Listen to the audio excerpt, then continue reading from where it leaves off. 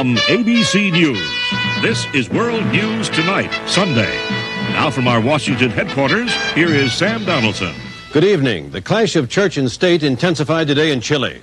The Roman Catholic Archbishop of Santiago, Juan Francisco Fresno, attacked the state of siege imposed November 6th by the country's military regime and called for a national day of fasting and prayer next Friday, an open challenge to the government's attempt to silence the church. James Wooten has details from Santiago.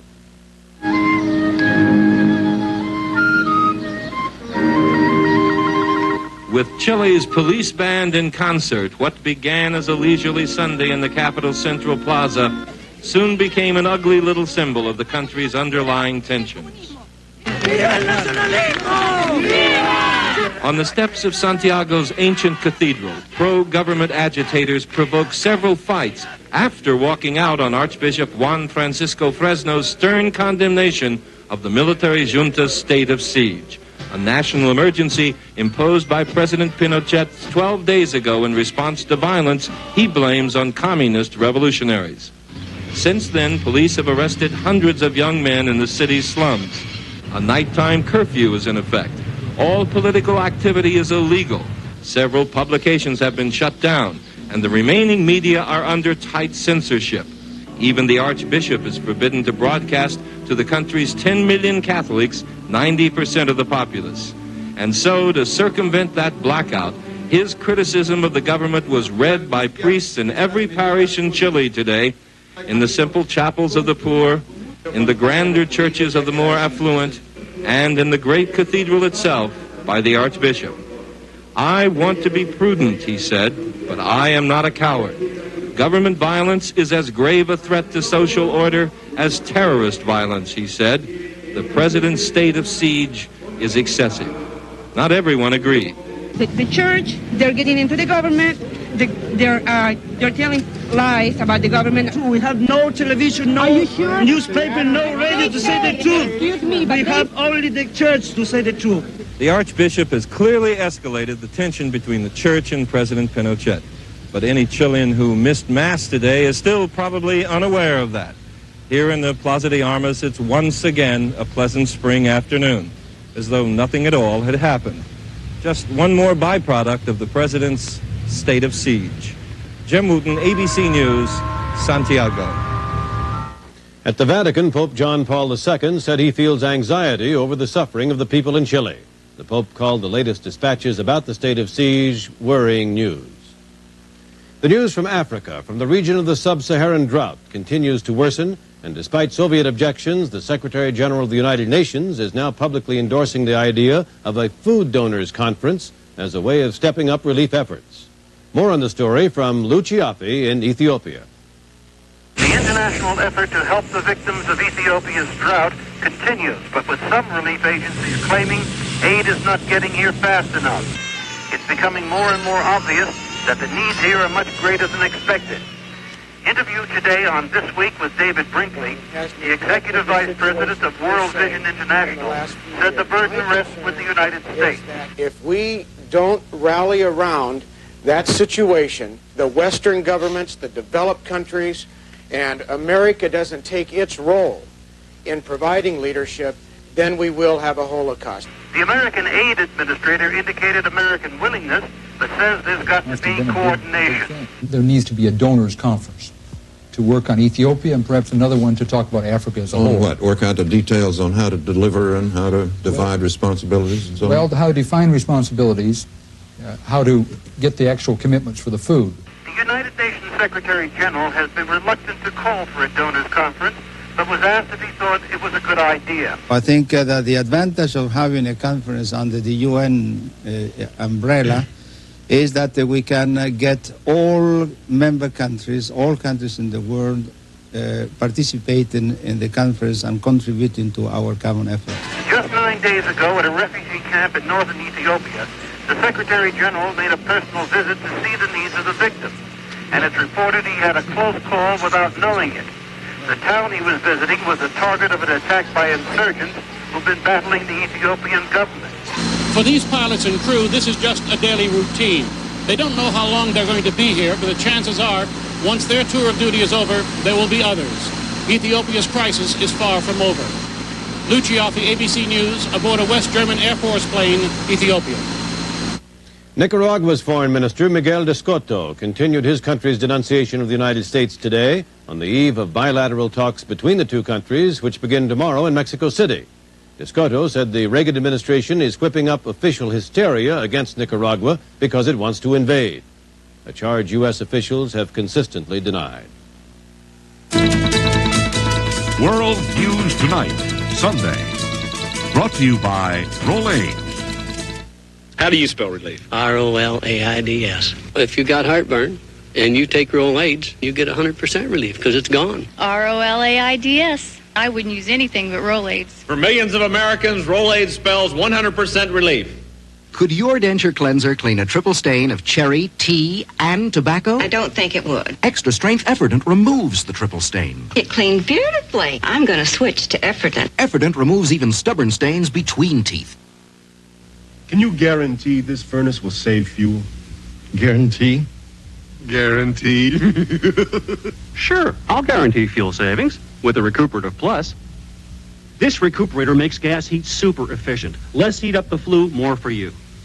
What's the catch? No catch. If it doesn't save fuel, Preway will buy it back. Do we have a deal? Guaranteed. Ask your heating contractor about the Recuperative Plus. Today and tomorrow, gas gives you more for your money. Irish Prime Minister Garret Fitzgerald and British Prime Minister Margaret Thatcher began another top-level meeting today on Northern Ireland, with Ms. Thatcher unyielding in her position that Northern Ireland's sovereignty is not a point of discussion. But then, as Al Dale reports, many people in Fitzgerald's Southern Irish Republic are having second thoughts about their desire for reunification. These soldiers from the Irish Army are working with unarmed policemen trying to stop IRA arms and fugitives from crossing the border with Northern Ireland. But one Irish official estimates it would take the combined land forces of NATO to completely seal the border. 300 miles long, crisscrossing open fields following streams a child could jump over and even straddled by houses and shops. The operation resembles the image most Americans have of Ireland based on the troubles in the north. But this parade in Dublin, this evening of Irish folk dancing, and belting out Irish ballads in a favorite pub. There is the lady of the valley. This is the view of their island the people here cherish.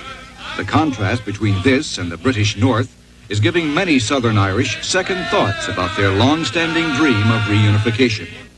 One major reason for the shift is fear of civil war if the British troops withdraw from the North, according to Dublin politician and author Conor Cruise O'Brien. A united Ireland would be something nice to have if you could have it without trouble or difficulty. It's not to be had without trouble or difficulty, and it's not even to be had with trouble and difficulty. Overshadowing fears of violence and Protestant rejection of Irish unity is the belief that unity could result in higher prices and taxes. We could not afford. We can't even afford our own unemployed. Irish taxpayers might have to make up the $1.5 billion a year, not counting security costs, that Britain now pours into the Northern Ireland economy. This narrow country lane is part of the border between the Irish Republic and Northern Ireland. No Berlin Wall, no barbed wire to indicate the fear, tension, and distrust that have built up over the past 60 years. And so far, there is little indication that either side is willing to pay the price to end the division. Al Dale, ABC News, on the Irish border. There is fear in Britain tonight on another subject, the subject of candy bars. Shopkeepers are checking their shelves after yesterday's warning that militant animal lovers have spiked the candy with rat poison to protest medical experiments on monkeys. So far, 7 candy bars of warning notes attached have been found. David Ensor reports from London. About 3 million bars are sold in Britain each day, some of them to children too young to read the warning messages put in some of the candy bars by the Animal Liberation Front, warnings that rat poison has been injected into them. At least 3 people, including a 4-year-old girl, ate suspect Mars bars this weekend, some of which were marked with a cross, but none have suffered ill effects so far, according to Scotland Yard. It's pretty frightening. I mean, I'd hate to buy one of them. I eat these all the time. I'd hate to buy one. A government minister denounced the militant animal lovers and asked the public to help catch them. they should tell the police with the same alacrity as if they were dealing with a murderer or a bank robber or a rapist. And I fear that someone is going to be killed or badly injured as a result of this kind of activity. All over Britain, shopkeepers have been checking through their stock for wrappers that might have been tampered with, although at this London shop, for example, the salesman had not heard about the poison threat before this evening. British animal lovers have grown increasingly militant. Extremists among them recently put bleach, which could have caused blindness, in some shampoo bottles. The Animal Liberation Front claims it has put poison in Mars bars because the company is financing experiments on monkeys. The company says it is only feeding monkeys Mars bars in a study on tooth decay. David Ensor, ABC News, London. Libyan strongman Muammar Gaddafi said today that President Reagan is mad. But Gaddafi's vituperation toward Mr. Reagan was overshadowed by Egyptian President Mubarak's denunciation of Gaddafi. An international terrorist, Mubarak said of Gaddafi. Other nations should think about how to stop him, said Mubarak, whose security forces last week stopped the Gaddafi-sponsored assassination attempt against a Libyan exile in Egypt.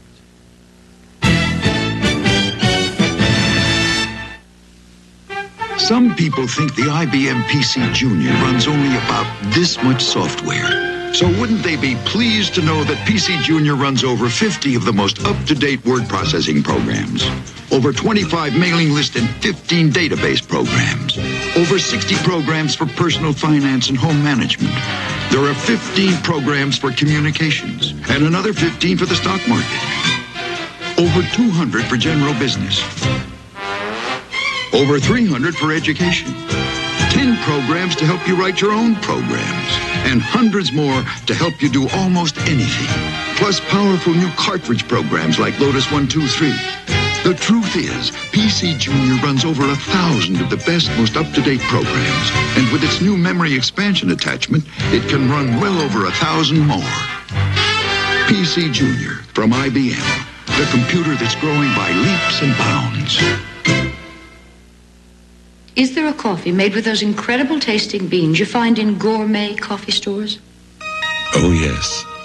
The costliest, most flavorful coffee beans found in gourmet coffee stores, Arabica beans, are the very same beans used to make Taster's Choice a superior coffee. Only Taster's Choice uses this gourmet blend, Arabica Supreme. The more you know about coffee, the more you'll know why the choice for taste is Taster's Choice.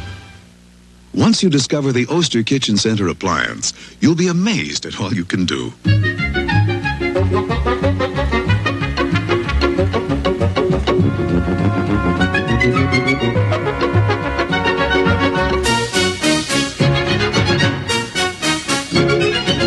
With the Oster Kitchen Center appliance, star performance is an everyday affair. Oster makes everything oh so good. Democratic Party leaders are meeting this weekend to ponder the future and consider new party leadership in this, the winter of their discontent. But there's nothing frigid about their meeting site. Our senior political correspondent Sander Van Oker reports on the Democrats from St. Thomas Island in the balmy Caribbean. Chairman Charles Manatt is leaving his party in more than a state of limbo. Mixing partying by night and working by day, the Democratic state chairs used their 3 days here to start the process of finding his successor, the person who will not only speak for the party, but also form a party that emphasizes the future rather than dwelling on the past. Now, I'm not suggesting that the party's over, but it is sort of clear that our Victrola is sort of stuck on Tommy Dorsey or Bill Haley in the Comets. 6 candidates in search of the chairmanship came to state their case at parties and at the working sessions. Paul Kirk, Massachusetts party treasurer. One possible liability, close association with Ted Kennedy. Managed his 1980 presidential campaign. Robert Keefe, Washington, D.C. He's considered a protege of former chairman Robert Strauss. Nancy Pelosi, San Francisco. Former state chair, good organizer. Possible problem. Another Californian succeeding Manatt, who's also from California. The same problem for Dwayne Garrett, San Francisco millionaire. He was Mondale's biggest financial backer. John Kavanaugh, Nebraska, former congressman. Nebraska's not exactly a Democratic power base. Sharon Pratt Dixon, Washington, D.C., National Committee woman, utility executive. She wants to run the party like a business. There was one other candidate who, though not here, was talked about a great deal at the parties. Utah's Governor Scott Matheson. There's no doubt that this chairman has got to be a good spokesperson, but he's also got to be able to speak for the general party and not just for the Washington-based special interest groups. Yet with all the talk at the parties about the candidates, there was also near unanimity about not making a hasty choice. For the person the party will choose next year will form the image of the party for the next 4 years. Finding the right person to lead the party and speak for it on television will not automatically solve the Democratic Party's problems, but it's an important first step. Not one, however, that will be taken immediately, nor necessarily with any of the 6 candidates who auditioned here this weekend. Sander Van Oker, ABC News, St. Thomas. When the actor Richard Burton died 3 months ago, many of his friends feared he'd gone to his grave almost penniless after a life of fast spending. But that doesn't appear to be the case. The London Sunday Mirror reports today that Burton left an estate worth more than $4.5 million, most of it to his widow Sally. The paper says the reason Burton was buried in Switzerland instead of his native Wales was because the return of his body to Wales might have resulted in the imposition of heavy estate transfer taxes. Coming up next, Dick Schaap in New York with today's sports news.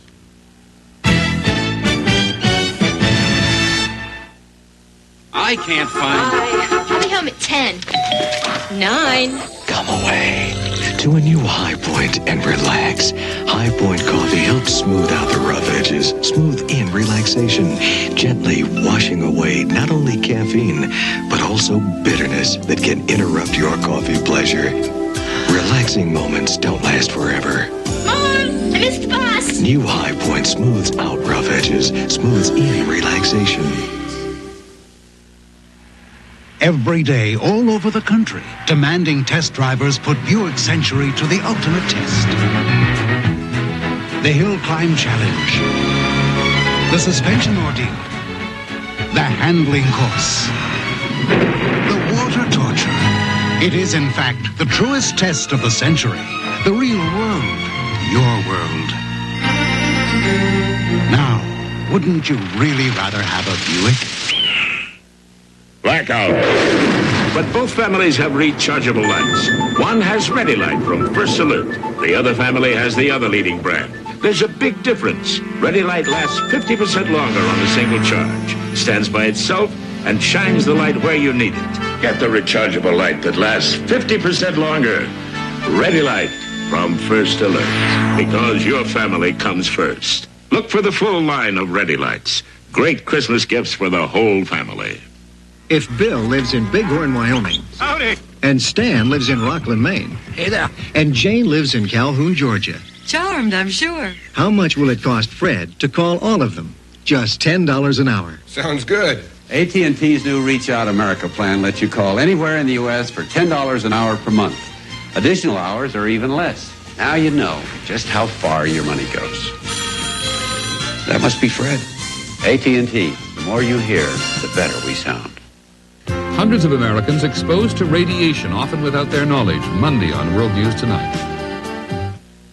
The Buffalo Bills, the only team in the National Football League to lose its first 11 games this season, ended that streak today, stunning the Dallas Cowboys on the game's first play from scrimmage. Rookie Greg Bell breaking loose for 85 yards, the longest touchdown run ever against the Cowboys. Bell ran for 206 yards and caught a touchdown pass, and the season's biggest upset dropped Dallas into a three-way tie with Washington and the New York Giants for first place in the National Conference East. Chicago rallied to stay 3 games ahead of surging Green Bay in the National Central Division, and in the American Conference, New England, second in the East, and Seattle, second in the West, both strengthened their playoff bids. Astronomers say there is no word to describe what happens when stars collide. It is so rare a phenomenon. But it did happen recently. In fact, superstars collided. So when people ask me for my advice on how to improve their game, I always say, take 2 of these and call me in the morning. They have teamed their talents to sell sneakers, and they have lent their names to a video game that comes complete with playground poster. But when Dr. J, Julius Erving of the Philadelphia 76ers, and Larry Bird of the Boston Celtics collided on the court in Boston 9 days ago, they did not act at all like pinup pals or business partners. They pushed, shoved, grabbed, and elbowed each other. And while Bird enjoyed one of his most productive nights, scoring 42 points in less than 3 quarters, Irving endured one of his most embarrassing, scoring only 6. The stage was set for an explosion when one official was forced out of the game with a knee injury, leaving only one referee to watch the whole court. Then, with some provocation, Bird fouled Irving. And a few seconds later, despite Irving's conciliatory gesture, Bird pushed, Irving grabbed, Bird swung, and Irving struck back. 3 quick punches while 2 massive teammates gripped Bird. Then the first fight between big-name heavyweights since Holmes faced Ali turned into a bench-clearing brawl dominated physically by Philadelphia's Moses Malone and Charles Barkley. Moses Malone escalated a border incident into World War III. I grabbed Barkley, and he did like this and threw me to the ground. No one was terribly startled by Bird's eruption. His temper had flared before. But Irving's was a shock, stunningly out of character. When Larry's done wrong, Larry's capable of doing that type of thing, but Julius was a big surprise. You know Julius, the ultimate gentleman, to see him throwing punches the way he did, kind of took me by surprise. But they couldn't knock down my wife with none of the punches they were throwing. Still, Bird and Irving were thrown out of the game, and this week fined $7,500 apiece, by far the largest of 18 fines inflicted on Celtics and Sixers. Irving can now kid about what happened last Friday. Last Friday. Was that in Boston by any chance? It was in Boston. And he can also be serious. It's extracurricular stuff that's unsafe and unwarranted. There's no place in the sport for it. So, I feel very sorry about it. A single fall from grace will not stain Irving's image, which is almost saintly even among the Celtics. We still have a lot of respect for Dr. J, and you'll never lose that. Nor will the incident alter Bird's image, which is hardly saintly. A few years ago, after the Celtics won the NBA title, Bird amused a Boston crowd with an obscene reference to Moses Malone. And neither Bird nor Irving will suffer commercially. Certainly the stores that sell sneakers have not protested. We think that they probably would have a positive reaction, that it's good for business and good for sales. Unfortunately, I think that's probably true. It's also true that brawls are relatively rare in a sport where physical contact is not. No one knows more about getting hit than Bernard King of the New York Knicks. When I come across the lane, I get smacked. And when I post up, I get smacked. But I can't complain about it because I'm an aggressive player. You get yourself pumped up and things will happen like that, and I, for one, know. Rudy Tomjanovich was the victim in the incident that cost Kermit Washington $10,000 and a 60-day suspension. A jaw-breaking incident that ranks, along with Kareem Abdul-Jabbar's reaction to an elbow from Kent Benson, among the most violent in basketball history. Abdul-Jabbar paid $5,000 for his punch. Bird and Irving, Boston and Philadelphia, meet again next month in the city of brotherly love. Everybody would try not to fight, because, if the situation arises, I think we'll fight again, but, I just hope it doesn't. This is it. It's behind us. And I think on December 12th, it will be behind us. We'll come out and we'll both try to take one another's heads off, but it will be with the basketball. I know Julius will come out in a classy manner. I hope Larry does. Is there anything you want to say to Julius?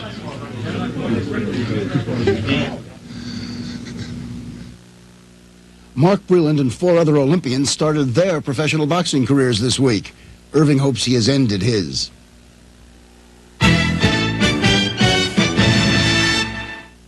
Hey, that cereal looks delicious. It's new. Pineapple, banana, and coconut. Very tropical. It's called Fruit and... Now another post-fruit and fiber cereal. Tropical Fruit. Tastes so good you forget the fiber. High fiber flakes mixed with sunny dried pineapple, crunchy banana chips, and tender coconut. So all you remember is fruit and new fruit and new fruit and fiber with Tropical Fruit. It tastes so good you forget the fiber.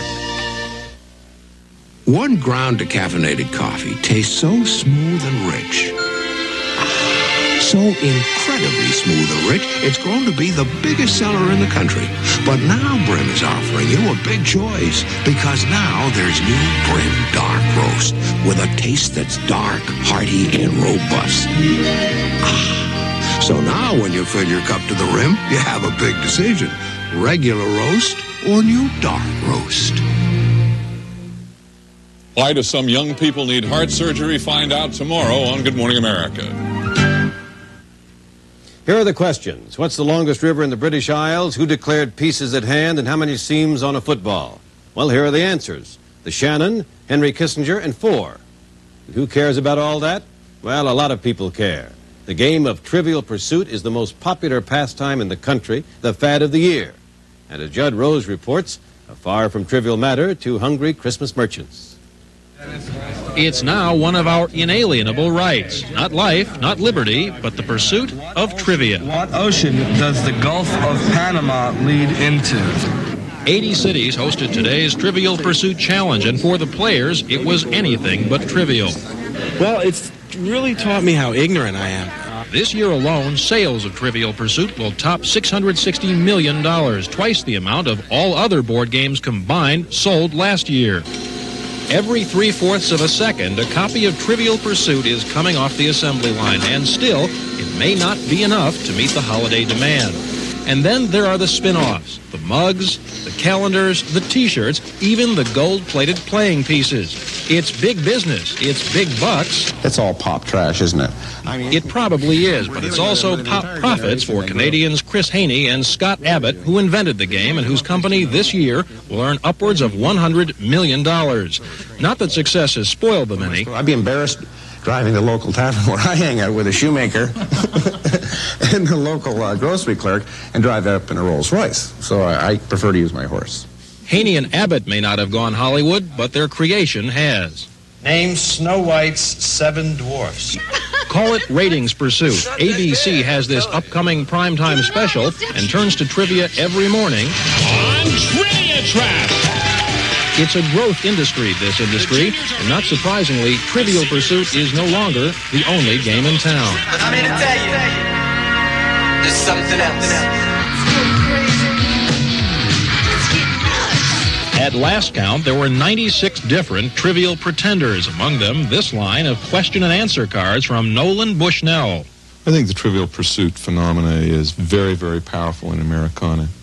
And he should know. Bushnell introduced that other phenomenon, the video game, which Trivia Mania has forced into lesser quarters. What ocean would you wind up if you drilled a hole through the Kremlin washroom and kept going? South Pacific? No. Pacific, I think. Indian Ocean, I don't know. Somehow. That's in Trivial Pursuit 2, coming soon, hot off the presses. Will it, too, be a smash hit? Success, it seems, is in the cards. Judd Rose, ABC News, New York. That's our report for tonight. Tom Jarrell will have more news later on the Weekend Report. And Steve Bell and Kathleen Sullivan will have tomorrow's first news on World News This Morning, followed by Good Morning America. I'm Sam Donaldson. For all of us here at ABC News, good night. From Washington, this has been World News Tonight, Sunday. A presentation of ABC News.